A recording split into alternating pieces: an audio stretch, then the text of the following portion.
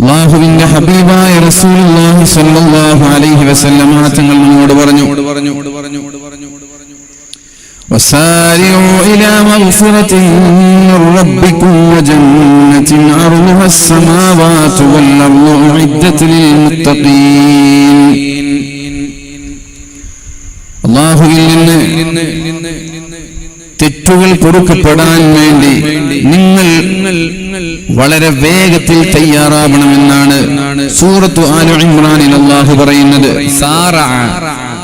Sara എന്ന് പറഞ്ഞാൽ speed up,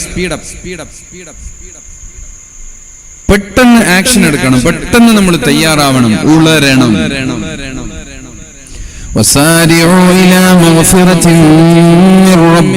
അല്ലാഹുവിൽ നിന്നുള്ള പാപമോചനം ലഭിക്കാൻ നിങ്ങൾ മത്സരിക്കണം, ഉളരണം, മുന്നോട്ട് വരണമെന്നാണ് അല്ലാഹു പറയുന്നത്. തെറ്റു വന്നാല് കുറെ കാലം കഴിഞ്ഞിട്ട് തൗബ ചെയ്യാം, ഉംറ ചെയ്തിട്ട് നന്നാവാം, വയസ്സായ ശേഷം നന്നാവാം. അങ്ങനല്ല, തെറ്റു ചെയ്താലും ഉടനെ തന്നെ ഓൺ ദി സ്പോട്ട്, പിന്നെ എടുത്തു വെക്കാൻ പാടില്ല. ഓൺ ദി സ്പോട്ട് പടച്ചവനോട് പറയണം, പൊരുത്തപ്പെട്ടരണം. ഇൽമിന്റെ ഈ സദസ്സിന്റെ പ്രത്യേകത അതാണ്. ഇവിടെ വന്നാൽ പാപങ്ങൾ പൊറുക്കപ്പെടുന്നു. ഈ സദസ്സിലേക്ക് പിശാചുകളൊന്നും കയറി വരില്ല. ഇൽമിന്റെയും ദിക്റിന്റെയും സദസ്സിലേക്ക് പിശാച് കയറൂല. അല്ലാഹു പറയുന്നുണ്ട്, വമൻ അഅറദ അൻ ദിക്രി ഫഇന്ന ലഹു മഈശതൻ ദൻകാ വമൻ യഅശു അൻ ദിക്രി റഹ്മാൻ നുഖയ്യിദ് ലഹു ശൈത്വാനൻ ഫഹുവ ലഹു ഖരീൻ. അല്ലാഹുവിന്റെ ദിക്റിൽ നിന്ന് അകന്നു ജീവിക്കുന്ന ആളുകളെ അല്ലാഹു തആല വളരെ ഭാരമേറിയ കുദുസായ ജീവിതം നൽകിയിട്ടാണ് അല്ലാഹു പരീക്ഷിക്കുന്നത്. വമൻ അഅറദ അൻ ദിക്രി, എന്റെ ദിക്റിൽ നിന്ന് വിട്ടുനിൽക്കുന്നവർ. ഖുതുബേ, ഹദീസ് പരിചയപ്പെടുത്തുന്നത് ദിക്ർ എന്നാണ്. ഖുതുബ ഒരു പ്രഭാഷണമാണ്. രണ്ട് റക്അത്ത് നിസ്കാരത്തിന്റെ പകരമുള്ള ഖുതുബ, അത് ദിക്റാണ്. വഅദകളും ദിക്റാണ്. എന്ത് ദിക്ർ? അല്ലാഹുവിനെ സ്മരിക്കുന്ന സദസ്സാണ്. ഈ ദിക്ർ എന്ന് പറഞ്ഞാൽ ലാ ഇലാഹ ഇല്ലല്ലാഹ് തന്നെ പറയണമെന്നില്ല, ഇതൊക്കെ ദിക്റാണ്. അല്ലാഹുവിനെ സ്മരിക്കുന്ന സദസ്സാണ്. അല്ലാഹുവിനെ സ്മരിക്കുന്നതൊക്കെ ദിക്ർ തന്നെ. ومن أعرض عن ذكري فإن له معيشة ضنكا. ആരാണ് എന്റെ ദിക്റിൽ നിന്ന് വിട്ടുനിൽക്കുന്നത്, അവർക്ക് ഞാൻ നൽകാൻ പോകുന്നത് ഭാരമേറിയ, ടെൻഷൻ നിറഞ്ഞ, പ്രാരാബ്ദം നിറഞ്ഞ ജീവിതമായിരിക്കുമെന്നാണ് അല്ലാഹു പറയുന്നത്. വനശ്റുഹു യൗമൽ ഖിയാമത്തി അഅ്മാ. കണ്ണു പൊട്ടന്മാരായിട്ടാണ് അല്ലാഹു തആല അവരെ നാളെ മഹ്ശറയിലേക്ക് പുനർജനിപ്പിച്ചു കൊണ്ടുപോകുന്നത്. കണ്ണുപൊട്ടന്മാരായി, അന്ധന്മാരായി. അവർ ചോദിക്കും, അല്ലാഹുവേ, ദുനിയാവിൽ കണ്ണിന് കാഴ്ചയുള്ള എന്നെ എന്തിനാണ് കണ്ണുപൊട്ടനായി പുനർജനിപ്പിച്ചത് എന്ന് അല്ലാഹുവിനോട് ചോദിക്കുമ്പോ അല്ലാഹു പറയുന്നത്, എന്നെ ഓർക്കേണ്ട സമയത്ത് നീ എന്നെ മറന്നതുകൊണ്ട്, നിന്നെ ഓർക്കേണ്ട സമയത്ത് ഞാൻ നിന്നെയും മറക്കുകയാണ് എന്ന് അല്ലാഹു പറയുമെന്ന് പരിശുദ്ധ ഖുർആനിൽ അല്ലാഹു പറയുന്നുണ്ട്. എന്നെ ഓർക്കാൻ ഞാൻ നിനക്ക് ഭൂമിയിൽ കുറച്ച് സമയം തന്നിരുന്നു. അന്ന് നീ ഐസിഎംപി നടന്നു, കടല തിന്നു നടന്നു, അങ്ങനെ വായ നോക്കി നടന്നു. അപ്പൊ നിനക്ക് എന്നെ ഓർമ്മയില്ല, അതുകൊണ്ട് ഇന്ന് ഞാൻ നിന്നെ ഓർക്കുന്നില്ല. അടിക്ക് തിരിച്ചടി. അന്ന് നീ എന്നെ ഓർക്കാത്തത് കൊണ്ട് ഇന്ന് ഞാൻ നിന്നെ ഓർക്കുന്നില്ല. പറയാൻ നീ എന്നെ മറന്നപ്പോ ഞാൻ നിന്നെ മറന്നു. മറ്റൊരായത്തിൽ അല്ലാഹു പറയുന്നത്, വമൻ യഅശു അൻ ദിക്രി റഹ്മാനി നുഖയ്യിദ് ലഹു ശൈത്വാനാ ഫഹുവ ലഹു ഖരീൻ. ആരാണ് അല്ലാഹുവിന്റെ ദിക്റിൽ നിന്ന് വിട്ടുനിൽക്കുന്നത്, അവരിലേക്ക് അല്ലാഹു തആല ഒരു പിശാചിനെ നിയോഗിക്കുന്നു. അയാളുടെ സുഹൃത്ത് പിന്നെ പിശാചായിരിക്കുമെന്ന് പരിശുദ്ധ ഖുർആൻ. ഇതൊക്കെ നമ്മൾക്കൊരു മടുപ്പ് തോന്നുമ്പോ, ഇതിനോടൊക്കെ ഒരു മടുപ്പ് വരുന്നുണ്ടല്ലേ. പ്രത്യേകിച്ച് യുവാക്കൾക്ക് ഇതിനോടൊക്കെ ഒരു താല്പര്യക്കുറവ്. ഇവിടെ ഒരു ടൂർണമെന്റ് വെച്ചാല്, ഫുട്ബോളോ ക്രിക്കറ്റോ വോളിബോളോ ഏതെങ്കിലും ഒരു ടൂർണമെന്റ് വെച്ചാല് നാട് നീളെ ഫ്ലക്സ് വെക്കേണ്ട ആവശ്യമുണ്ടോ? ഇങ്ങനെ ഒരു ഡെക്കറേഷൻ വെക്കേണ്ട ആവശ്യമുണ്ടോ? ചന്തകളുടെ ആവശ്യമുണ്ടോ? പ്രത്യേകിച്ച് വോളണ്ടിയർമാര് സദസ്സിലിരുന്ന് സഹകരിക്കുക എന്ന് പറയേണ്ട ഒരു ആവശ്യമുണ്ടോ? സദസ്സിൽ നിന്ന് പുറത്തുപോയി സഹകരിക്കുമെന്നാണ് പറയേണ്ടവര്. ഒന്ന് സദസ്സിൽ നിന്ന് പുറത്തു പോയിട്ട് സഹകരിക്കുമെന്നാ ചോദിക്കുക. കാരണം അവിടെ തിക്കും തിരക്കായി. അതാണ് ഞാൻ പറഞ്ഞത്. നമ്മൾക്ക് അള്ളാഹുവിന്റെ ദിക്റിൽ നിന്ന് വിട്ടുനിൽക്കുന്നതിനനുസരിച്ച് അള്ളാഹു എന്ത് ചെയ്യും? ഒരു പിശാചിനെ ഏൽപ്പിക്കും. പിന്നെ പിശാച് നമ്മൾ ഇങ്ങോട്ട് ഇട്ടിട്ട് ചൂറ്റിക്കും, കറക്കും. രക്ഷിതാക്കളൊക്കെ ഇവിടെ വന്നിട്ടുണ്ടാവില്ലേ? ഉപ്പമാരുമ്മമാരൊക്കെ ഇവിടെ ഉണ്ടാവില്ലേ? നിങ്ങൾക്ക് മക്കളൊക്കെ നിങ്ങളെ കയ്യിൽ കിട്ടണം എന്ന് നിങ്ങൾ ആഗ്രഹിക്കുന്നുവെങ്കിൽ,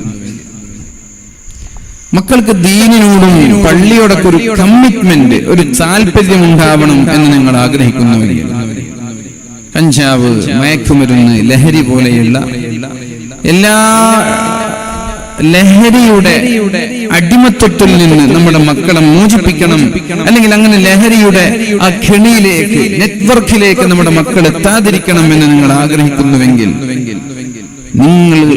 നിങ്ങളോട് എനിക്ക് പറഞ്ഞു തരാനുള്ള പരിഹാരം, നിങ്ങൾ നിങ്ങളുടെ മക്കളെ പെട്ടെന്ന് നിക്കാഹ് കഴിപ്പിച്ചു കൊടുക്കുക എന്നുള്ളതാണ്. പെട്ടെന്ന് അവരെ വിവാഹം ചെയ്തു. നിങ്ങൾക്ക് എന്തെങ്കിലും നഷ്ടമുണ്ടോ? നിങ്ങളെ മക്കൾ വേഗം കല്യാണം കഴിച്ച് നിങ്ങൾക്ക് എന്തെങ്കിലും നഷ്ടമുണ്ടോ? ഉണ്ടോ? നിങ്ങൾ ഉണ്ടാത്ത നിങ്ങൾ അടുത്ത് പറഞ്ഞു. നിങ്ങളെ മുഖം നേരെ കാണുന്നില്ല. എന്റെ മുഖത്തേക്ക് 4-5 ഫോക്കസ്, നിങ്ങളെ മുഖത്തേക്ക് ഒരു ലൈറ്റുമില്ല. നിങ്ങളെ മക്കള് വേഗം കല്യാണം കഴിച്ച് നിങ്ങൾക്ക് എന്തെങ്കിലും നഷ്ടമുണ്ടോ? ആർക്കൊരു നഷ്ടമില്ല. നിങ്ങളെ പെൺമക്കള് വേഗം കല്യാണം കഴിച്ച് നിങ്ങൾക്ക് നഷ്ടമുണ്ടോ? ഇല്ല. എന്തൊക്കെ കുറയുന്നറിയോ? വായനോട്ടം കുറയും, നമ്പർ കൊടുക്കൽ കുറയും, കഞ്ചാവ്, ലഹരി, മയക്കുമരുന്ന്, വീട്ടിലേക്ക് വൈകി വരുന്നത്, പള്ളിയോടും മദ്രസയോടും വാദിനോടുള്ള പുച്ഛം, ഇതൊക്കെ കുറയും. വേഗം കല്യാണം കഴിപ്പിച്ചു കൊടുക്കുക. ഇസ്ലാം പഠിപ്പിച്ച പരിഹാരം അതാണ്. പരിശുദ്ധ റസൂലുള്ളാഹി സ്വല്ലല്ലാഹു അലൈഹി വസല്ലം, ഈ ചെറുപ്പക്കാരൊക്കെ വേഗം വന്നോളി. വീട്ടിൽ പോയിട്ട് ഉപ്പാട് കല്യാണത്തെ കുറിച്ച് പറയണമെങ്കിൽ കുറച്ച് വാദ കേൾക്കണം. ഇങ്ങോട്ട് വാ. കയറിയിരുന്നോളി.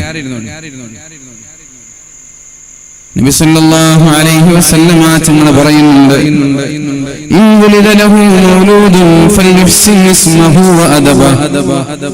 നിങ്ങൾക്കൊരു കുട്ടിയുണ്ടായാൽ ആ കുട്ടിക്ക് നിങ്ങൾ നല്ല പേരിടണം, അവർക്ക് നിങ്ങൾ അദബ് പഠിപ്പിച്ചു കൊടുക്കണം. ഫഇൻ ബലഗ ഫൽയുസവ്വിജുഹു. പ്രായപൂർത്തിയെത്തിയാൽ ഉടനെ നിങ്ങൾ നിങ്ങളുടെ മക്കൾക്ക് വിവാഹം ചെയ്തു കൊടുക്കണമെന്ന് പരിശുദ്ധ റസൂലുള്ളാഹി. പ്രായപൂർത്തിയെത്തിയാൽ മക്കൾക്ക് വിവാഹം ചെയ്തു കൊടുക്കണം. ഏത് പ്രായത്തിലാണ് ഒരു പെണ്ണിന് വിവാഹപ്രായമെന്ന്, ഒരു ആണിന്റെ വിവാഹ പ്രായപൂർത്തി എപ്പോഴാണെന്ന് ഞാൻ നിങ്ങളോട് പറഞ്ഞു തരേണ്ട ആവശ്യമുണ്ടോ? എപ്പോഴാണ് ഒരു പെണ്ണിന് പ്രായപൂർത്തി സ്റ്റാർട്ടാവുക? പീരിയഡ്സ് സ്റ്റാർട്ടാവുന്നത് 9ാമത്തെ വയസ്സിൽ തുടങ്ങും. 9 മുതൽ 14 വയസ്സ് വരെ. 14 വയസ്സൊക്കെ ആകുമ്പോൾ എല്ലാവർക്കും പ്രായപൂർത്തിയാകും. ആൺകുട്ടികളുടെ പ്രായപൂർത്തി എന്ന് പറഞ്ഞാൽ ഒരു 13 വയസ്സിൽ തുടങ്ങും. ഒരു 15 വയസ്സാകുമ്പോൾ എല്ലാവരും പ്രായപൂർത്തിയാകും. അപ്പൊ പ്രായപൂർത്തി എത്തുമ്പോ ഫഇൻ ബലഗ ഫൽയുസവ്വിജുഹു, ഉടനെ വിവാഹം ചെയ്തു കൊടുക്കണം. ഫഇൻ ബലഗ വലം യുസവ്വിജുഹു, പ്രായപൂർത്തി എത്തിയിട്ട് നിങ്ങൾ നിങ്ങളുടെ മക്കൾക്ക് വിവാഹം ചെയ്തു കൊടുത്തില്ല എങ്കിൽ ഫഇൻ അസ്വാബ ഇസ്മൻ ഫഇന്നമാ ഇസ്മുഹു അലാ അബവൈ. അവർ തെറ്റു ചെയ്താൽ ആ തെറ്റിന്റെ ഓഹരി അവരുടെ മാതാപിതാക്കൾക്കുണ്ടായിരിക്കുമെന്ന് പരിശുദ്ധ റസൂലുള്ളാഹി. കല്യാണം വൈകിയതിന്റെ പേരിൽ മക്കൾ ചെയ്യുന്ന തെറ്റിന്റെ ഉത്തരവാദിത്വം രക്ഷിതാക്കൾക്കാണ്. എല്ലാവരും ഇവിടെ ഇല്ലേ? കല്യാണം വൈകിയത് മൂലം ഒരു ചെറുപ്പക്കാരൻ ചെയ്യാൻ സാധ്യതയുള്ള തെറ്റെന്താണ്? നമ്പർ കൊടുക്കും, പ്രേമിക്കും, ചാൻസ് കിട്ടിയാൽ കാറിൽ കറങ്ങും, സ്കൂള് കട്ട് ചെയ്യും, ക്ലാസ് കട്ട് ചെയ്യും, തിയേറ്ററിൽ പോകും, രാത്രി ഉറങ്ങാതെ ചാറ്റ് ചെയ്യും, വീഡിയോ കോൺഫറൻസ് എടുക്കും, അവസരം കിട്ടിയാൽ അവിഹിത ബന്ധത്തിൽ ഏർപ്പെടും ചെയ്യും. ഇതൊക്കെയാണ് ഒരു ചെറുപ്പക്കാരനിലും ഒരു പെണ്ണിലും ചെയ്യാൻ, കല്യാണം വൈകുന്നത് മൂലം സംഭവിക്കാൻ സാധ്യതയുള്ള തെറ്റ്. അവർ മകൻ വ്യഭിചരിച്ചു എന്ന് വിചാരിക്കുക, അതിന്റെ ഒരു ഓഹരി ഇങ്ങൾക്കും കിട്ടും, ഉപ്പാക്കും ഉമ്മാക്കും കിട്ടും. നിങ്ങൾ വേഗം വിവാഹം ചെയ്ത് കൊടുക്കാത്തതിന്റെ പേരിലാണ് ഇവൻ വ്യഭിചാരിയായി മാറിയത്. ഇവൻ പെണ്ണിനെ പ്രേമിക്കാൻ കാരണം നിങ്ങൾ വേഗം വിവാഹം ചെയ്ത് കൊടുക്കാത്തതിന്റെ പേരിലാണ്. ആ പെൺകുട്ടി കണ്ട ആണുങ്ങളോടൊക്കെ കമന്റ് അടിക്കാൻ തുടങ്ങിയത് നിങ്ങൾ വേഗം വിവാഹം ചെയ്ത് കൊടുക്കാത്തതിന്റെ പേരിലാണ്. ഏതൊരു പെണ്ണും വിവാഹം കഴിഞ്ഞാൽ പിന്നെ ഭർത്താവിനോടൊരു കമ്മിറ്റ്മെന്റ് ഉണ്ടാവും. അപ്പൊ ഞാൻ പറയുന്ന എല്ലാ വിഷയം 100% ഇതേപോലെ പോകുന്നില്ല. ഒരു 75% എങ്കിലും ഈ ഒരു രീതിയിൽ പോകും. ഇനി ഞാൻ പറയുമ്പോൾ ഏതെങ്കിലും കല്യാണം കഴിഞ്ഞ പെണ്ണിനെ വളച്ച ആളുകളൊക്കെ ഇവിടെ ഉണ്ട്. അവർ വിചാരിക്കും നമുക്കറിയാമല്ലോ അവസ്ഥ പറയുന്നത്. അങ്ങനെ വിചാരിക്കണ്ട. 75% നമ്മൾ പറയുന്ന കാര്യങ്ങൾ ശരിയാണ്. 25% എല്ലായിടത്തും ഉണ്ടാവും വളഞ്ഞുപോയ ആളുകൾ. അപ്പൊ ഞാൻ പറയുന്നത്, ഒരു പെണ്ണ് വിവാഹം കഴിഞ്ഞ് ഭർത്താവിനോടൊരു കമ്മിറ്റ്മെന്റ് ഉണ്ടായാല് പിന്നെ മറ്റുള്ള ആളുകളുടെ പ്രപ്പോസലോ മറ്റുള്ള ആളുകളുടെ കമന്റുകളിലോ മറ്റുള്ള ആളുകളുടെ സെഡ്യൂസിങ് ചെയ്യുന്ന വാക്കുകളിലൂടെ ഒന്നും അവരെന്ത് ചെയ്യില്ല, വീണുപോകില്ല. ഭർത്താവിനോടൊരു കമ്മിറ്റ്മെന്റ് ഉണ്ടെങ്കിൽ.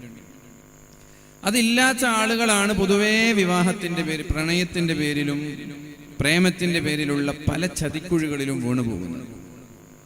റയറായിട്ട് മറ്റുള്ള ചില കേസുകളൊക്കെ ഉണ്ടാവാം. എന്റെ ശബ്ദം ശ്രവിക്കുന്ന പ്രിയപ്പെട്ട ഉമ്മമാരോടും പ്രിയപ്പെട്ട ഉപ്പമാരോടും വളരെ ഗൗരവത്തോടെ ഞാൻ പറയാം, 18 വയസ്സ് നമ്മുടെ പെണ്ണിന് 18 വയസ്സ് പൂർത്തിയായാൽ നോ എനി എക്സ്ക്യൂസ്, അവിടെ ഒരു ഇളവുമില്ല. നിർബന്ധമായിട്ടും പെണ്ണിനെ നിങ്ങൾ നിക്കാഹ് ചെയ്തു കൊടുത്തിരിക്കണം. നിക്കാഹ്, വിവാഹമല്ല, നിക്കാഹ്. വിവാഹം ആ കുട്ടി പഠിച്ചു കഴിഞ്ഞതിന് ശേഷം എപ്പോഴാണ് പഠിച്ചു തീരുക അപ്പോൾ വിവാഹം ചെയ്തു കൊടുത്താൽ മതി.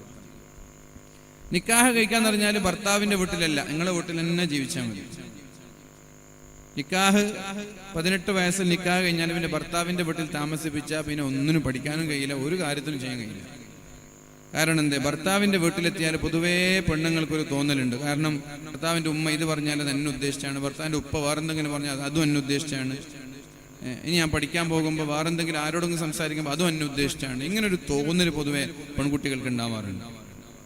അപ്പൊ അവർക്ക് അവിടെ നിന്ന് പഠിക്കാൻ പോകാൻ റിസ്ക് ആയിരിക്കും. എന്തെങ്കിലും ഒരു വാക്ക് ഭർത്താവിന്റെ ഉമ്മ പറഞ്ഞാൽ അതുകൊണ്ട് ഭയങ്കര മെന്റലി പ്രയാസമായി, മാനസികമായി ബുദ്ധിമുട്ടായി, പിന്നെ അതിൻ്റെ ഉള്ളിൽ കരച്ചിലായി, ഞാനിനങ്ങോട്ട് പോകില്ല, അങ്ങനെയെല്ലാം പറഞ്ഞു തോന്നും നമ്മുടെ മക്കൾ. നിർബന്ധമായിട്ടും നമ്മുടെ മക്കൾ പഠിക്കണം. വിവാഹത്തിന്റെ പേരിൽ നമ്മുടെ മക്കളുടെ പഠനം ഒരു കാരണവശാലും മുടങ്ങാൻ പാടില്ല. ഒരു പെൺകുട്ടി നല്ല സുന്ദരിയായ ഒരു പെൺകുട്ടിയാണെങ്കിൽ പെട്ടെന്ന് പ്രപ്പോസൽ വന്നാൽ +2 കഴിയുമ്പോഴേക്കും നിങ്ങൾ നിക്കാഹ് ചെയ്ത് വിവാഹം ചെയ്ത് വിട്ടുകൊടുക്കരുത്. നിങ്ങൾക്ക് നിങ്ങളുടെ മക്കൾക്ക് പഠിക്കണം, സെൽഫ് സഫിഷ്യന്റ് ആവണം എന്നുള്ളൊരു തോന്നൽ നിങ്ങൾക്ക് ഉണ്ടാണ്. 18 വയസ്സ് 17 വയസ്സൊക്കെ ആകുമ്പോൾ നല്ല സുന്ദരിയും സുമുഖിയൊക്കെ ആയ ഒരു പെണ്ണാണെങ്കിൽ ഒരുപാട് പ്രപ്പോസൽ വരും. അതിൽ നല്ല ചെറുക്കനും നല്ല പണവും പത്രാസൊക്കെ ഉണ്ടാകും. നിങ്ങൾക്ക് തോന്നുന്നു കെട്ടിച്ചു കൊടുത്താൽ എന്താ, പഠിച്ചില്ലെങ്കിൽ എന്താ കുഴപ്പമൊന്നും, അങ്ങനെ ഒരിക്കലും തോന്നാൻ പാടില്ല. നിക്കാഹ് ചെയ്തു. നിക്കാഹ് ചെയ്തതിന് ശേഷം ആ കുട്ടിയെ നന്നായിട്ട് പഠിപ്പിക്കും. നിക്കാഹ് ചെയ്തതിന് ശേഷം പഠിക്കുമ്പോൾ കുട്ടിക്ക് കോൺസെൻട്രേഷൻ കൂടുതൽ കിട്ടും, പഠിക്കാനുള്ള കൂടുതൽ ശ്രദ്ധ ഉണ്ടാവും. കാരണം കോളേജിൽ പോയാൽ പിന്നെ ബാക്കിയുള്ള ആളുകളുടെ ബാക്കിൽ നടക്കാനില്ല, പിന്നാലെ ആളുകളും വരില്ല, കമന്റ് അടിക്കാനില്ല. ആ കുട്ടിക്ക് പഠനത്തിൽ ശ്രദ്ധ കേന്ദ്രീകരിക്കാൻ കഴിയും. നിക്കാഹ് കഴിഞ്ഞാൽ ഏകാഗ്രത ഉണ്ടാവും.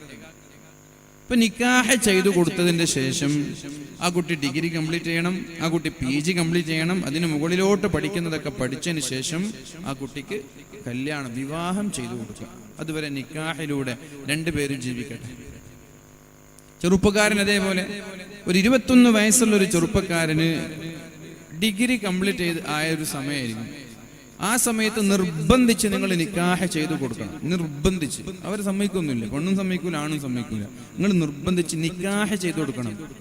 നിക്കാഹ് ചെയ്തതിന് ശേഷം ആ ചെറുപ്പക്കാരന് പഠിച്ചോട്ടെ. എനിക്കറിയാം, ഒരു ഡോക്ടർ UK പഠിക്കാൻ വേണ്ടി പോകുമ്പോൾ ആ ചെറുപ്പക്കാരൻ 21 വയസ്സാവാൻ കാത്തിരുന്നു. 21 വയസ്സായ ഉടനെ നിക്കാഹ് ചെയ്തു കൊടുത്തതിന് ശേഷം UK പറഞ്ഞു, ഇനി പോയിക്കോളി. 21 ഇസ്ലാം പഠിപ്പിക്കുന്ന പ്രായം 15ആണ്. പക്ഷെ ഇന്ത്യ രാജ്യത്തിന്റെ നിയമം പാലിക്കേണ്ടത് നമ്മുടെ ബാധ്യതയായതുകൊണ്ട് പെണ്ണിന് 18, ആണിന് 21, അല്ലെങ്കിൽ 15 ആകുമ്പോൾ തന്നെ എല്ലാറ്റിനും കല്യാണം കഴിപ്പിച്ചു കൊടുക്കും. എന്താണ് ഈ ഭൂമി ലോകത്ത് ഏറ്റവും കൂടുതൽ നടക്കുന്ന തെറ്റെന്താണ്? എന്താണ്? അവസാന കാലഘട്ടം വരുമ്പോ മനുഷ്യന് 2 ചിന്ത ഉണ്ടാവും എന്ന് പറഞ്ഞത് പരിശുദ്ധ റസൂലുള്ളാഹി സ്വല്ലല്ലാഹു അലൈഹി വസല്ലം. 2 ചിന്ത ഉണ്ടാവും. 1 തിന്നണം, 2 വ്യഭിചരിക്കണം. അൽ ബത്നു വൽ ഫർജു, ഭുജിക്കണം, ഭോഗിക്കണം. ഈ 2 ചിന്തകളാണ് മനുഷ്യൻ അവസാന കാലഘട്ടം വരുമ്പോൾ ഉണ്ടാവുക. 100% ശരിയാണത്. ഇവിടെ നമ്മളെ കുട്ടികളൊക്കെ, പെൺകുട്ടികളൊക്കെ എൻ്റെ ബോയ് ഫ്രണ്ട് ആണെന്ന് പറഞ്ഞ് കുറച്ച് ആളുകൾ കൂട്ടി നടക്കും. ഈ ബോയ് ഫ്രണ്ടിന്റെ മനസ്സിൽ അവസരം കിട്ടിയാൽ ഈ പെണ്ണിനെ മിസ്യൂസ് ചെയ്യണമെന്ന് എല്ലാ ബോയ് ഫ്രണ്ട്സിന്റെ മൈൻഡിൽ ഉണ്ടാവും. എന്റെ പ്രിയപ്പെട്ട ശബ്ദം ശപിക്കുന്ന പെൺകുട്ടികളെ, നിങ്ങൾക്ക് ആണുങ്ങളെ സൈക്കോളജി നിങ്ങൾക്ക് അറിയില്ല. നിങ്ങളെ സൈക്കോളജി വെച്ചിട്ട് ആണുങ്ങളെ കാണരുത്. ആണുങ്ങളുടെ മെന്റാലിറ്റി വേറെയാണ്, പെണ്ണിന്റെ മെന്റാലിറ്റി വേറെയാണ്. പൊതുവെ സ്ത്രീകൾ അവരുടെ സൈക്കോളജി, അവരുടെ മെന്റാലിറ്റി വെച്ചാണ് ആണിനെ കാണുന്നത്. ഒരു ആണിനാണ് നിങ്ങൾ ഇവരെ ബോയ് ഫ്രണ്ട് ആങ്ങളമാരെ പോലെ കാണുന്ന കുറെ ആളുകളുണ്ട്. ബോയ് ഫ്രണ്ട് എന്ന് വെച്ചാൽ ആങ്ങളാണെന്ന് അവരൊക്കെ വിചാരം. കാണാം, മുണ്ടാൻ, കൈ കൊടുക്കാൻ, ഷെയ്ക്കാൻ, ഒന്നിച്ച് യാത്ര ചെയ്യാം. ഈ ബോയ് ഫ്രണ്ട് എന്തെങ്കിലും ഒരു അവസരം നിങ്ങൾ കൊടുത്താൽ അവർ മിസ്യൂസ് ചെയ്യും. Sure, 100% sure. അങ്ങനെ ഇല്ലാന്ന് ആർക്കും ഏതെങ്കിലും ആണിന് പറയാൻ പറ്റുന്നുണ്ടെങ്കിൽ ആണിന് എന്തോ ശാരീരികമായി തകരാറുണ്ടെന്നാണ് അർത്ഥം. പിന്നെ അത്ര ഈമാനുള്ള ആളാണ്. അത്ര ഈമാനുള്ള ആൾ എന്തായാലും ഗേൾ ഫ്രണ്ട് ഉണ്ടാക്കാൻ പോകില്ല. അപ്പൊ പ്രിയപ്പെട്ട സഹോദരിമാരോടൊക്കെ പറയും, നിങ്ങൾ ഈ ബോയ് ഫ്രണ്ടും ഗേൾ ഫ്രണ്ടും എന്നൊക്കെ പറഞ്ഞ് നിങ്ങളൊരു മാന്യത ചമയുന്നുണ്ടാണ്. ഇതൊക്കെ മാറ്റി വെക്കും. പെട്ടെന്ന് നിക്കാഹ് ചെയ്താൽ പോരെ. 18 വയസ്സിലൊരു പെണ്ണിന് നിക്കാഹ് ചെയ്താൽ ചാറ്റ് ചെയ്യാനും, കറങ്ങാനും, ടൂർ പോകാനും, പിക്ക് ചെയ്യാനും, ഡ്രോപ്പ് ചെയ്യാനും എല്ലാറ്റിനും ആളുണ്ടല്ലോ, അനുവദനീയമായ ഒരാൾ. ചെറുപ്പക്കാർക്കും അങ്ങനെയല്ല. 21 വയസ്സിൽ നിങ്ങൾ നിക്കാഹ് ചെയ്താൽ പിന്നെ ഏതെങ്കിലും പെണ്ണിനെ കൂട്ടി ബൈക്കിൽ പോകണോ? ഏതെങ്കിലും പെണ്ണിനെ കൂട്ടിയിട്ട് കാറിൽ പോകണം? സ്വന്തം ഓളെ കൂട്ടിയിട്ട് കറങ്ങാൻ പോയിക്കൂടെ? പിന്നെ നിങ്ങൾ പഠനമൊക്കെ കഴിഞ്ഞതിന് ശേഷം നിക്കാഹ്. ഇത് നിങ്ങൾ പാലിച്ചാൽ നാട്ടിൽ നടക്കുന്ന ഒരു 75% അനാചാരങ്ങളെയും നമ്മൾ പുതുക്കാൻ പറ്റും. നമ്മുടെ മക്കൾക്ക് ദീനിനോടും പള്ളിയോടും മദ്രസകളോടൊക്കെ കമ്മിറ്റ്മെന്റ് ഉണ്ടാവും. മയക്കുമരുന്ന്, ലഹരി പോലെയുള്ള നെറ്റ്വർക്കിൽ നമ്മുടെ മക്കൾ പെടാതിരിക്കാൻ വളരെ വേഗത്തിൽ വിവാഹം ചെയ്തു കൊടുക്കുക എന്നുള്ള പരിഹാരം. കാരണം ഒരു പെണ്ണിന്റെ മെന്റാലിറ്റി ഒരു CBIയുടെ ഒരു മെന്റാലിറ്റി. ഒരു പെണ്ണിന് ഇങ്ങനെ ബാക്കിൽ കൂടിയിട്ട് ഭർത്താവിനെ, മക്കളെ ഇങ്ങനെ എന്ത് ചെയ്യൂല, ബാക്കിൽ കൂടി അവരിങ്ങനെ ഒരു എന്ത് ചെയ്യില്ല, അന്വേഷണ ബുദ്ധിയോടുകൂടി ഒരു മകനെ ശ്രദ്ധിക്കൂല. മകന്റെ പിന്നാലെ കൂടി സൈക്കിൾ എടുത്ത് മകന്റെ പിന്നാലെ കൂടി അവൻ എവിടെ പോകുന്നു, അവൻ എന്ത് ചെയ്യുന്നു, അവന്റെ ഫോൺ എങ്ങനെ, അവന്റെ ബെഡ്റൂം എങ്ങനെ, അവന്റെ ഷെൽഫ് എങ്ങനെ, ഇതൊന്നും ഒരു ശ്രദ്ധിക്കില്ല. ഇങ്ങനെ മുമ്പിലൂടെ 4 ഡയലോഗ് അടിച്ച് നിർത്തും. പക്ഷെ ഭാര്യ അങ്ങനെയല്ല. ഭാര്യ അവനെ ഫോളോ ചെയ്യും, നിരന്തരമായി ഫോളോ അപ്പ് ചെയ്യും ഭർത്താവിനെ. ഭർത്താവിന്റെ വേണ്ടാത്ത കൂട്ടുകെട്ടുകളെ ഭാര്യ തിരിച്ചറിയും. ലഹരി പോലെയുള്ള അനാചാരങ്ങളിലും കുരുക്കിലും നമ്മുടെ ഭർത്താവ് പെടുന്നത് ഭാര്യക്ക് പെട്ടെന്ന് തിരിച്ചറിയാൻ കഴിയും. സിസറും സിഗരറ്റും വലിക്കുന്നതും ആർക്ക് തിരിച്ചറിയാൻ കഴിയും? ഭാര്യക്ക് തിരിച്ചറിയാൻ കഴിയും. ഭാര്യ നിരന്തരമായി ഭർത്താവിനെ ഫോളോ അപ്പ് ചെയ്യുന്നത് കൊണ്ട് തന്നെ തെറ്റുകളിൽ നിന്ന് വിട്ടുനിൽക്കാൻ ഒരു ഭർത്താവിന് കഴിയും. മൻ തസവ്വജ ബിംറഅത്തിൻ ഫഖദ് അഹ്റസ സുലുസൈ ദീനി. പരിശുദ്ധ റസൂലുള്ളാഹി സ്വല്ലല്ലാഹു അലൈഹി വസല്ലം പറഞ്ഞു, മൻ തസവ്വജ ബിംറഅത്തിൻ ഫഖദ് അഹ്റസ സുലുസൈ ദീനി. നിങ്ങൾ കല്യാണം കഴിച്ചാൽ 75% നിങ്ങൾ നന്നായി എന്ന് മുഹമ്മദുർ റസൂലുള്ളാഹ്. ആണായാലും പെണ്ണായാലും കല്യാണം കഴിക്കലോടുകൂടെ 75% നന്നാകുമെന്നാ പറഞ്ഞത്. 75%, 100% നന്നാകുമെന്ന് നബി തങ്ങളും പറഞ്ഞിട്ടില്ല. 3-1, 2 ഭാഗം നന്നാവുന്ന പറഞ്ഞു. ഏതൊരു ചെറുപ്പക്കാരനായാലും ഏതൊരു പെണ്ണായാലും അനാവശ്യമായി ഒരുപാട് സമയം കളയുന്നത് പെണ്ണിന്റെ പേരിലാണ്, ആണിന്റെ പേരിലാണ്, പ്രേമത്തിന്റെ പേരിലാണ്. അവരുടെ വിലപ്പെട്ട വായിക്കേണ്ട സമയം, എന്തെങ്കിലും ഒരു ബിസിനസിനെ കുറിച്ച് ചിന്തിക്കേണ്ട സമയം, ഒരു ഓൺട്രപ്രൂണർ ആയിട്ട് മാറേണ്ട സമയത്തൊക്കെ ഇയാൾ പെണ്ണിന്റെ പിന്നാലെയാണ്. പിന്നെ എപ്പോഴേ ബിസിനസിനെ കുറിച്ച് ചിന്തിക്കാൻ സമയം കിട്ടുക? എപ്പോഴാണ് ഒരു പുസ്തകം വായിക്കാൻ സമയം കിട്ടുക? എപ്പോഴാണ് എന്തെങ്കിലും സമൂഹത്തിന് കാര്യക്ഷമമായ ഒരു എന്താ പറയുക, ഒരു കോൺട്രിബ്യൂഷൻ നൽകാൻ സമയം കിട്ടുക? പ്രായപൂർത്തി 15 വയസ്സ് മുതൽ 30 വയസ്സ് വരെ ഇങ്ങനെ വായ നോക്കി കുറെ കാലം നടന്നു, പിന്നെ കല്യാണം കഴിഞ്ഞു. നല്ല ഒരു കാലഘട്ടം വെറുതെ നശിപ്പിച്ചു കളഞ്ഞു. ഒരു മനുഷ്യന്റെ ജീവിതത്തിലെ ഏറ്റവും പ്രധാനപ്പെട്ട കാലഘട്ടമാണ് 15 മുതൽ 30 വരെയുള്ള കാലഘട്ടം. അത് വെറുതെ വേസ്റ്റ്. അത് നേരത്തെ കല്യാണം കഴിച്ചാലോ? നേരത്തെ കല്യാണം കഴിച്ചാൽ പിന്നെ കുറെ ഈ കാട്ടിക്കൂട്ടലുകളൊക്കെ ഉണ്ടല്ലോ, കുറെ ഫാഷനബിൾ അഫക്റ്റേഷൻ എന്ന് പറയും, ഫാഷനോടുള്ള സ്നേഹം. അവരുടെ മുടി കൊണ്ടുള്ള ഒരു കളി, താടി കൊണ്ടുള്ള ഒരു കളി, ഡ്രസ്സ് കൊണ്ടുള്ള ഒരു കളി, ഇതൊക്കെ നിൽക്കും. സ്വാഭാവികമായിട്ട് കല്യാണം കഴിയലോടുകൂടി ഒരു മാന്യമായ വസ്ത്രത്തിലേക്ക്, ഡ്രസ് കോഡിലേക്ക് മക്കൾ മാറും. വിവാഹത്തോടുകൂടി ഒരു മാന്യമായ, പിന്നെ എന്നെ ഇങ്ങനെ കുറെ ആള് കാണുന്നോ ആരെങ്കിലും കാണിക്കാനൊന്നുമില്ല, സ്വന്തമായിട്ട് ഭാര്യ ഉള്ളത് കൊണ്ട് തന്നെ ഓവർ മോഡിഫിക്കേഷനിലേക്ക് നമ്മുടെ മക്കൾ പോകില്ല. ഒരു മാന്യമായ ഡ്രസ്സായിരിക്കും. അല്ലാഹുവിന്റെ ഹബീബായ റസൂലുള്ളാഹി സ്വല്ലല്ലാഹു അലൈഹി വസല്ലം പറയുന്നത്, പ്രിയപ്പെട്ടവരെ, നിങ്ങൾ വിവാഹം ചെയ്താൽ ആണായാലും പെണ്ണായാലും കല്യാണം കഴിഞ്ഞാൽ 75% ഒരാൾ നന്നാകുമെന്ന് അള്ളാഹുവിന്റെ ഹബീബായ മുഹമ്മദുർ റസൂലുള്ളാഹ്. കല്യാണം കഴിച്ച് നിങ്ങൾക്ക് തന്നെ അറിയില്ലേ, കല്യാണം കഴിഞ്ഞ ആളുകളൊന്നും ഇനി മേലാല് വായ നോക്കൂല എന്നല്ല ഞാൻ പറയുന്നത്. കല്യാണം കഴിഞ്ഞാൽ 75% വായ നോക്കുന്നത് കുറയും, പിന്നെ ഒരു 25% ഉണ്ടാവുള്ളൂ. അതിനു വേണ്ടിയിട്ട് ഒരുങ്ങി പോവില്ല, കുളിച്ച് ഡ്രസ്സൊക്കെ ചെയ്ത് ഇൻസൈഡൊക്കെ ചെയ്യുന്നില്ല, ബുള്ളറ്റ് എടുത്തിട്ട് വായ നോക്കാൻ വേണ്ടി പോവില്ല, കണ്ടാ നോക്കിയേക്കാം. ഞാൻ ഇന്റർനെറ്റ് ഇല്ലാത്തത് കൊണ്ടാണ് ഇത്ര ഓപ്പൺ ആയിട്ട് സംസാരിക്കുന്നത്. ലൈവില്ലല്ലോ, ഉണ്ടാ അതിന്റെ സിസ്റ്റം ഇവിടെ ലാപ്ടോപ്പൊക്കെ മുമ്പിലൊക്കെ ഉണ്ട്, അതില്ലാന്ന് പറഞ്ഞിട്ട് ഞാൻ ഇങ്ങനെ സംസാരിക്കുന്നത്. ഈ ലൈവ് കൊടുക്കുന്നതന്നെ നിർത്തണം, ഇത് ഭയങ്കര അപകടമാണ്, ഡേഞ്ചറസ് ആണ്. ആളുകൾ വന്ന് ഇരിക്കാത്ത ലൈവുള്ളതുകൊണ്ടാണ്. ഇപ്പം ഇവിടെ വന്നിരിക്കേണ്ട ആവശ്യമുണ്ട്. ഈ ഒരു 800 വീടുണ്ടെങ്കിൽ 400 വീട്ടുകാർക്കും ഇങ്ങനെ ഇരുന്ന് നോക്കിയാൽ പോരെ വീട്ടിലിരുന്നിട്ട്. അപ്പോ എനിക്ക് ധൈര്യമായിട്ട് സംസാരിച്ച് ലൈവില്ലാന്ന് വിചാരിച്ചിട്ട് ഈ ലൈവ് ഉണ്ടാകുമ്പോൾ പല വിഷയങ്ങളും ചെറിയ ക്ലിപ്പുകളാക്കിയിട്ട് ട്രോളാൻ ഉപയോഗിക്കും. പല വിഷയങ്ങളും ഓപ്പണായിട്ട് സംസാരിക്കാൻ കഴിയില്ല, സത്യമാണ്. ഇപ്പം എന്തൊക്കെ ട്രോളുകളാണ് യൂട്യൂബിലൊക്കെ ഫേസ്ബുക്കിലൊക്കെ വന്നുകൊണ്ടിരിക്കുന്നത്. എന്ത് സംസാരിച്ചാലും ട്രോളാണ്. അതേപോലെ പരിസരബോധമില്ലാതെ സംസാരിക്കുന്ന ഒരുപാട് ആളുകളുണ്ട്. എന്ത് എങ്ങനെ എവിടെ പറയണമെന്നറിയാത്ത ആളുകൾ. ഇതായാലും എൻ്റെ പ്രിയപ്പെട്ട ചെറുപ്പക്കാരികളോട് പറയുന്നത്, നമ്മൾ വിവാഹം കഴിക്കുമ്പോഴേക്കും ദീനിന്റെ 2/3 ഭാഗം നന്നാവാൻ നമ്മൾക്ക് കഴിയും. 2/3 ഭാഗം നന്നാവും, 75% നമ്മൾ നന്നാവും. ബാക്കി ഒരു 25% ഇല്ലേ, അതെങ്ങനെ മാറ്റിയെടുക്കാൻ കഴിയും? ബാക്കിയുള്ള 25%.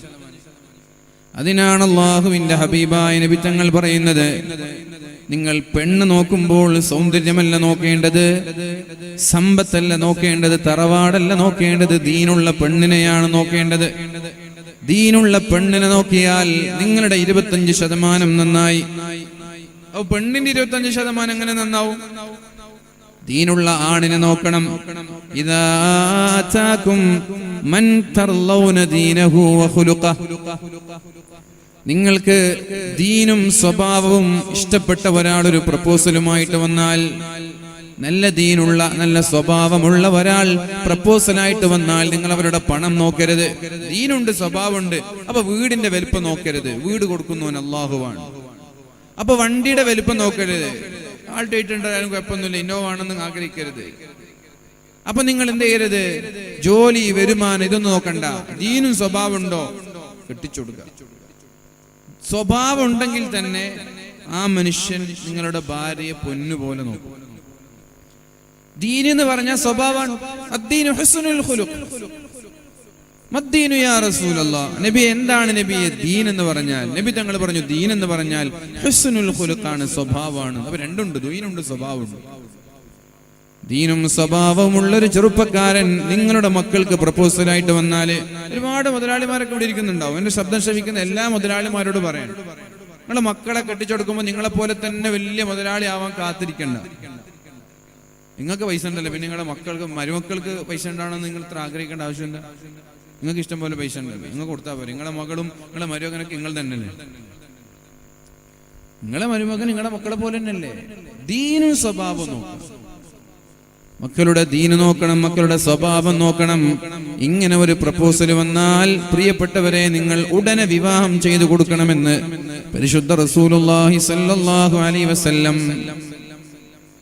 നേരെ മറിച്ച് വിവാഹം നിങ്ങൾ വൈകിക്കുകയാണെങ്കിൽ ഫതകുൻ ഫിത്നതുൻ വഫസാദുൻ അരീൽ, വ്യാപകമായ ഫിത്നയും ഫസാദും ഉണ്ടാകുമെന്ന് പരിശുദ്ധ റസൂലുള്ളാഹ്. വിവാഹം വൈകിയാൽ നാട്ടിൽ ഫിത്നയുണ്ടാകും, വ്യാപകമായ ഫിത്ന, വ്യാപകമായ ഫസാദ് ഉണ്ടാകും, പ്രശ്നങ്ങൾ ഉണ്ടാകും, അനാചാരങ്ങൾ ഉണ്ടാകും, തെറ്റുകൾ ഉണ്ടാകും, തോന്നിവാസങ്ങൾ ഉണ്ടാകും. രാത്രി വീട്ടിലേക്ക് ഉറങ്ങാൻ വരാൻ വേണ്ടി മക്കൾ വൈകും. 2 മണിയൊക്കെ ആവാതെ വീട്ടിലേക്ക് മക്കൾ വരാറുണ്ടോ? 2 മണിയൊക്കെ ആവാതെ വീട്ടിലേക്ക് മക്കൾ വരാറുണ്ടോ? ആരാ ഈ റോഡ് സൈഡിലേക്ക് ഒരു പണിയില്ലാതെ ഇങ്ങനെ തെണ്ടിത്തിരിഞ്ഞ് നടക്കുന്നത്? ഞാൻ വാലൊക്കെ കഴിഞ്ഞിട്ട് കണ്ണൂരും കോഴിക്കോടൊക്കെ വാല് കഴിഞ്ഞ് 2 മണിക്ക് വന്നാലും ഈ തെരുവോരങ്ങളിലുള്ള കച്ചവട ഷോപ്പുകളിൽ, ഹോട്ടലുകളിലൊക്കെ ചെറുപ്പക്കാർ ഒരു ആവശ്യമില്ലാതെ ഇരുന്നിട്ട് സ്വറ പറയാൻ 2 മണിക്കും 3 മണിക്കും. എന്ന് കിടന്നുറങ്ങിക്കൂടെ മനുഷ്യന്മാരെ? എന്തിനാണൊരു കാരണമില്ലാതെ വെറുതെ ഉറക്കം കളയുന്നത്? ഒരു ദിവസം ഞാൻ കണ്ടുവിടെ, വേല കഴിഞ്ഞ് വരുമ്പോൾ നമ്മുടെ തൊട്ടപ്പുറത്ത് റോഡ് സൈഡിലുള്ള ഒരു ഷോപ്പിൽ, ഒരു ഹോട്ടലിൽ, എവിടെ നിന്ന് വന്നു പറയും, സീതാങ്കോളിയിൽ നിന്ന് വന്നത്. എന്തിന്? സീതാങ്കോളിയിൽ നിന്ന് ഇവിടത്തേക്ക് എന്തൊരു ജ്യൂസ് കുടിക്കാൻ വേണ്ടി വന്നു. തെങ്ങിൽ കെട്ടിട്ട് കൊടുക്കണം അട്ടി. ആ സമയത്ത് പുരയിൽ 100 ജ്യൂസ് ഉണ്ടായിരുന്നു, ഇവിടെ വന്നിട്ട് ജ്യൂസ് കുടിക്കണം. ഇങ്ങനെയൊക്കെയാണ് ഒരു മനുഷ്യന്റെ അവസ്ഥ. ഈ മനുഷ്യനോട് വേദന വന്നിട്ട് ഇരിക്കാൻ പറഞ്ഞാൽ അപ്പോൾ നടുവേദന, മുട്ടുവേദന, എല്ലാ കൈ ശരീരത്തിലില്ലാത്തൊരു വേദന ഉണ്ടാവും 2 മണിക്കൊക്കെ. എന്താ ആവശ്യം? കുറച്ചെങ്കിലും ഒരു പക്വതയും പരിസരബോധവും നമ്മൾക്കൊക്കെ ഉണ്ടെങ്കിൽ നമ്മൾ ചെയ്യുന്നതിനോടൊരു എന്ത് പറയണ്ടേ, ഒരു മാന്യതയും ഒരു മര്യാദയൊക്കെ നമ്മൾക്ക് വേണ്ടേ? നമ്മൾ ചെയ്യുന്ന കാര്യത്തോട് ഒരു മര്യാദ, ഒരു മാന്യത. നമ്മൾക്ക് അല്ലാഹുവിനോട് ഒരുപാട് കടപ്പാടില്ലേ? നമ്മളോട് തന്നെ ചില ബാധ്യതയില്ല നമ്മൾക്ക്. നമ്മുടെ തടിയോട് ബാധ്യതയില്ലേ? രാത്രി ഇനി മേലാൽ ഞാൻ ഉറങ്ങൂല എന്ന് അല്ലാഹുവിന്റെ ഹബീബിനോട് പറഞ്ഞൊരു സഹാബിയോട് നബി തങ്ങൾ പറഞ്ഞു, ഇനി മേലാൽ ഉറങ്ങാതിരിക്കാൻ പാടില്ല, ഉറങ്ങാതെ നിസ്കരിക്കാൻ പാടില്ല, മര്യാദയ്ക്ക് കിടന്നുറങ്ങിക്കൊള്ളണം.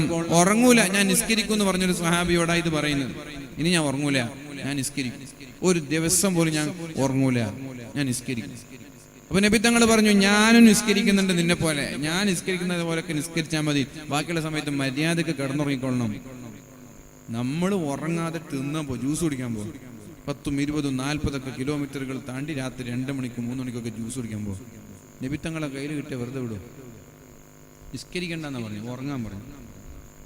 പ്രിയപ്പെട്ട ചെറുപ്പക്കാരെ, എന്റെ ശബ്ദം ശപിക്കുന്ന ചെറുപ്പക്കാരെ, ദയവ് ചെയ്തിട്ട് ഒരാവശ്യമില്ലാതെ രാത്രി ഉറക്കമൊഴിക്കരുത്. ഒരാവശ്യമില്ലാതെ ഉറക്കരുത്. ആവശ്യത്തിന് അങ്ങോട്ടും ഇങ്ങോട്ടും യാത്രകൾ, നോ പ്രോബ്ലം, അത് പ്രശ്നമില്ല.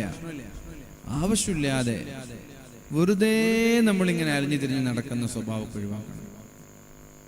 സ്വയം ചിന്തിക്കുക, സ്വന്തം മനസ്സാക്ഷിയോട് ചോദിക്കുക, ഞാൻ ഇത് ചെയ്തിട്ട് എനിക്ക് എന്ത് സുഖം കിട്ടുന്നത്? നിങ്ങളിങ്ങനെ 2 മണി വരെ 3 മണി വരെ കിടന്നുറങ്ങാതെ, 3 മണിക്ക് കിടന്നുറങ്ങി സുബഹി നിസ്കരിക്കാതെ ഒരു 8 മണി വരെ കിടന്നുറങ്ങുന്നതിൽ എന്ത് സുഖമാണ് നിങ്ങൾക്ക് കിട്ടുന്നത്? അതിലെന്ത് ആനന്ദം ഉള്ളത്?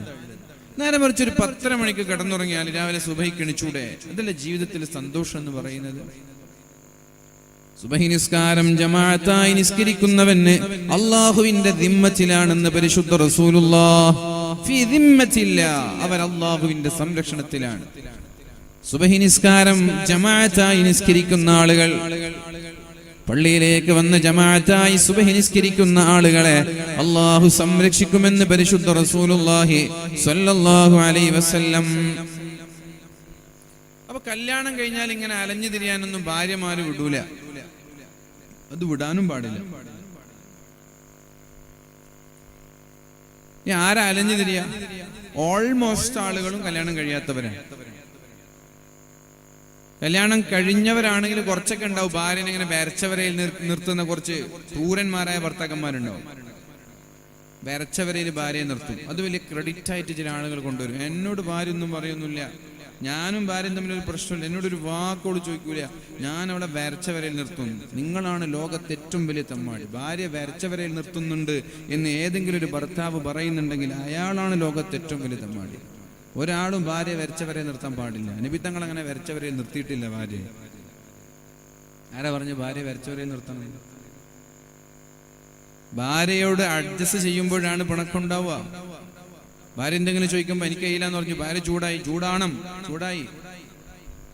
അല്ലെങ്കിൽ വരച്ചവരെ നിർത്തുന്ന ഭാര്യ ചൂടാവില്ല, ചൂടായി അപ്പ കിട്ടുമെന്ന് അറിയാം, ഉണ്ടാണ്ടിരിക്കും, നല്ല സുഖമായിരിക്കും, എന്ത് പണിയില്ല. ഭാര്യയോട് പറഞ്ഞൊക്കെ ഒരു അടിമയെ പോലെ ഭാര്യ പണിയെടുപ്പിക്കാം, അടിമയെ പോലെ ഭാര്യ പണിയെടുപ്പിക്കുക, ഒരു പ്രശ്നം ഉണ്ടാവില്ല വീട്ടിൽ. അടിമ, ഭാര്യ അടിമയാണ്, ഭാര്യ അല്ല അടിമ. ആ പണിക്കൊരു ഭർത്താവ് നിൽക്കരുത്. ഭാര്യ അടിമല്ല, യുവർ പാർട്ട്ണർ, എന്റെ പാർട്ട്ണറാണ്, എന്റെ പാർട്ട്ണറാണ്. ബെറ്റർ ഹാഫ് എന്നാ പറയുമ്പോൾ നമ്മുടെ ഒരു പകുതിയാണ് ഭാര്യ. അടിപിടി ഉണ്ടെങ്കിൽ അവിടെ ഭാര്യയ്ക്ക് സ്വാതന്ത്ര്യം കൊടുക്കുന്നു എന്നാണ് അർത്ഥം. ഭാര്യ എന്നോടൊന്നും കേർത്ത് സംസാരിക്കുന്നില്ല എന്നൊരു ഭർത്താവ് പറയുന്നുണ്ടെങ്കിൽ അയാള് അറ്റാക്കിംഗ് മിഡ്ഫീൽഡർ ആണെന്നാണ് അർത്ഥം. അപ്പൊ അതുകൊണ്ട് പ്രിയപ്പെട്ട ചെറുപ്പക്കാരോട് വളരെ സ്നേഹത്തോടെ ഞാൻ പറയാണ്, ഒരാവശ്യവുമില്ലാതെ നമ്മുടെ ശരീരത്തോടുള്ള കടപ്പാട് വീട്ടാതെ നമ്മളിങ്ങനെ അലഞ്ഞു തിരിഞ്ഞ് നടക്കരുത്. നമ്മൾക്ക് നമ്മുടെ ശരീരത്തോട് ചില കടപ്പാടുണ്ട്. കണ്ണിനോടുണ്ട്, ചെവിയോടുണ്ട്, ഭാര്യമാരോടുണ്ട്, എല്ലാവരോടും കടപ്പാടുണ്ട്. കണ്ണിനോടുള്ള കടപ്പാടാണ് രാത്രിയായാൽ വേഗം കിടന്നുറങ്ങുക എന്നുള്ളത്. രാത്രിയായാൽ, സമയമായാൽ വേഗം കിടന്നുറങ്ങണം. അത് കണ്ണിനോടുള്ള കടപ്പാടാണ്. അല്ലാഹുവിന്റെ ഹബീബായ മുഹമ്മദുർ റസൂലുള്ളാഹി സ്വല്ലല്ലാഹു അലൈഹി വസല്ലമ തങ്ങൾ പറഞ്ഞത് വളരെ കൃത്യമാണ്. വിവാഹം വൈകിയാൽ നാട്ടിൽ ഒരുപാട് അനാചാരങ്ങളും അനാശാസ്യങ്ങളും നടക്കുമെന്ന്, ഫിത്ന നടക്കുമെന്ന്, ഫസാദ് നടക്കുമെന്ന് മുഹമ്മദുർ റസൂലുള്ളാഹി. വിവാഹം വൈകിയാൽ, പ്രിയപ്പെട്ടവരെ, ഒരു പെണ്ണ് ആണിനെ നോക്കുമ്പോൾ ശ്രദ്ധിക്കേണ്ടത് ദീനാണ്. ഒരു ആണ് പെണ്ണിനെ നോക്കുമ്പോഴും ശ്രദ്ധിക്കേണ്ടത് ദീനാണ്. രണ്ടാളും ദീന് നോക്കണം. ദീനുള്ള ഭർത്താവാണെങ്കിൽ ഭാര്യയുടെ 75% വിവാഹത്തോടെ നന്നായത്. ആ 25% കൂടി നന്നാക്കാൻ ഭർത്താവിന് കഴിയും. ദീനില്ലാത്ത ഭർത്താവാണെങ്കിൽ ഭാര്യ ചിലപ്പോൾ മോശമായി പോവും. ഭാര്യ നല്ല പെണ്ണ, കല്യാണം കഴിയലോടുകൂടി ഭാര്യ മോശമായി പോവും. ദീനില്ലാത്ത ഭാര്യയാണെങ്കിൽ, പ്രിയപ്പെട്ടവരെ, ഭർത്താവ് എത്ര നല്ലവനാണെങ്കിലും ഭർത്താവ് മോശമായി പോകും. നേരെ മറിച്ച് ദീനുള്ള ഭാര്യയാണെങ്കിൽ ഭർത്താവ് 75% വിവാഹത്തോടെ നന്നായി, ബാക്കി ഒരു 25% ഭാര്യയുടെ സഹായത്തോടെ നന്നാവാൻ കഴിയും. എന്താ ചെറുപ്പക്കാരെ ദീനിലേക്ക് അടുപ്പിക്കാനുള്ള വഴി എന്താണ്? എന്താ വഴി? ഇങ്ങനെ കേട്ടിട്ട് പോണം. കല്യാണം കഴിപ്പിച്ചു കൊടുക്കണം കേട്ടോ. അങ്ങനെ കേട്ടിട്ട് ചിരിച്ചിട്ട് പോയാൽ മതിയല്ലേ. കഴിയുമെങ്കിൽ കല്യാണം കഴിക്കുമ്പോഴേക്കും വേറൊരു വീടും വെച്ചു കൊടുക്കണം മക്കൾക്ക്. പറ്റുമെങ്കിൽ വിവാഹം നമ്മുടെ എല്ലാ ആൺമക്കൾക്കും 21 വയസ്സിന് വിവാഹം ചെയ്തു കൊടുക്കുക. ഈ കയ്യിൽ കുറെ ചരടും കുറെ ഇരുമ്പും കുറെ ചങ്ങലൊക്കെ ഇട്ട് ഭ്രാന്തൻ നായ്മാരെ പോലെ നടക്കുന്ന കുറെ ചെറുപ്പക്കാരില്ലേ, കഴുത്തിലും കയ്യിലൊക്കെ കുറെ. ഇതൊക്കെ പുതിയാപ്പിള ഇങ്ങനെ ഭാര്യന്റെ വീട്ടിൽ പോകുമ്പോൾ അമ്മോച്ചന്റെ മുമ്പിൽ ഇതൊന്നും ഇട്ട് പോകില്ല. അവിടെ ഇയാൾ വിചാരിക്കും കുറച്ച് മാന്യത വേണ്ടേ. അമ്മോച്ചന്റെ വീട്ടിലേക്ക് പോകുമ്പോൾ ആരെങ്കിലും കയ്യിൽ ഭ്രാന്തൻ നായനെ പോലെ ചങ്ങലിട്ടിട്ട് പോകും. കീറിയ കുപ്പായ അവിടെ ഇവിടെ കീറിയ ജീനിട്ടിട്ട് പോകും. അവിടെ ചെറിയൊരു മര്യാദ കാണിക്കും. പുതിയാപ്പിളായിട്ട് ആദ്യം നല്ലൊരു ഒഫീഷ്യൽ ഡ്രസ് ഇട്ടിട്ടല്ലേ ഭാര്യയുടെ വീട്ടിൽ പോവാ, അവരൊന്ന് ഇംപ്രസ് ചെയ്യാൻ വേണ്ടിയിട്ട്. പിന്നെ കുറെ കഴിഞ്ഞാൽ ചിലപ്പോൾ മാറി നിന്നൊക്കെ വരാം. അതുകൊണ്ട് പ്രിയപ്പെട്ടവരെ, നന്നാവാനുള്ള പരിഹാരം വേഗം വിവാഹം കഴിക്കലാണ്. അതന്നെ പരിഹാരം, വേറൊരു പരിഹാരം ഇല്ലല്ലോ ഭൂലോകത്ത്. നന്നാവാനുള്ള പരിഹാരം വേഗം വിവാഹം കഴിക്കൽ തന്നെ. പക്ഷേ വിവാഹത്തിന്റെ പേരിൽ നമ്മുടെ മക്കളുടെ പഠനം മുടങ്ങാൻ പാടില്ല. അതാണ് വളരെ ഇമ്പോർട്ടന്റ്. ഒരു പെണ്ണിന്റെയും പഠനം വിവാഹത്തിന്റെ പേരിൽ മുടങ്ങാൻ പാടില്ല. അതാണ് എനിക്ക് വളരെ പ്രധാനമായതിൽ ചേർത്ത് പറയാനുള്ളത്. പ്രിയപ്പെട്ട ഉമ്മമാരോട് എനിക്ക് പറയാനുള്ളത്, നിങ്ങൾ നിങ്ങളുടെ മക്കളെ സ്വയം പര്യാപ്തരാക്കണം, സെൽഫ് സഫിഷ്യന്റ് ആക്കണം. മറ്റൊരാളെ ഡിപ്പെൻഡ് ചെയ്ത് ജീവിക്കേണ്ട ഒരു സാഹചര്യം ഒരു മക്കൾക്കും ഒരു പിതാവും ഉണ്ടാക്കാൻ പാടില്ല. ഇപ്പൊ ഭർത്താവ് ചെറുപ്പത്തിലേ മരിച്ചുപോയി എങ്കിൽ ഭാര്യയ്ക്ക് ധൈര്യം വേണം, എനിക്ക് ഒറ്റക്ക് ജീവിക്കാൻ കഴിയും, ഭർത്താവില്ലെങ്കിൽ എനിക്ക് ജീവിക്കാൻ കഴിയും. അതിനെന്ത് വേണം? വിദ്യാഭ്യാസം വേണം. ഞാൻ ട്യൂഷൻ എടുത്ത് ജീവിച്ചോളാം, ഞാനൊരു ടീച്ചർ ആയിക്കോളാം, ഞാൻ അല്ലെങ്കിൽ നല്ലൊരു കമ്പനിയിൽ അക്കൗണ്ടന്റ് ആയിക്കോളാം, ഒരു കാഷ്യർ ആയിക്കോളാം. ഇതൊക്കെ ആവണമെങ്കിൽ വിദ്യാഭ്യാസം വേണം. കല്യാണം കഴിഞ്ഞൊരു 10 വർഷം ഒന്ന് ജോലിക്കേ പോയിട്ടുണ്ടാവില്ല, പക്ഷെ ക്വാളിഫിക്കേഷൻ ഉണ്ട്, സർട്ടിഫിക്കറ്റുകളുണ്ട്. 10 വർഷം കഴിഞ്ഞ് ഭർത്താവ് മരിച്ചു, പെണ്ണിന് 3 കുട്ടികളുണ്ട്, വേറെ കല്യാണം കഴിയാൻ താല്പര്യമില്ല. അങ്ങനെ ചില ആളുകൾ ഉണ്ടാവാറുണ്ട്. ഭർത്താവ് മരിച്ച പിന്നെ വേറൊരു കല്യാണത്തോട് താല്പര്യമില്ലാത്ത ആളുകൾ. ഞാനതിനെ പ്രോത്സാഹിപ്പിക്കുന്നില്ല. ഭർത്താവ് മരിച്ച വേഗം കഴിഞ്ഞ ഉടനെ വേറെ ആളെ കല്യാണം കഴിച്ചോളൂ. ഭാര്യ മരിച്ചാൽ ഭർത്താവ് അങ്ങനെ 40 കഴിഞ്ഞാൽ വേറെ ആളെ കല്യാണം കഴിച്ചോളൂ. വിവാഹം കഴിക്കാതെ ജീവിക്കരുത്. ആരായാലും വിവാഹം കഴിക്കാതെ ജീവിക്കരുത്. ഒരു ഭർത്താവ് വേണം. ഒരാണിന് പെണ്ണില്ലാതെ ജീവിക്കാൻ കഴിയില്ല, ഒരു പെണ്ണിന് ആണുമില്ലാതെ ജീവിക്കാൻ കഴിയില്ല. പ്രകൃതി എങ്ങനെയാണ്?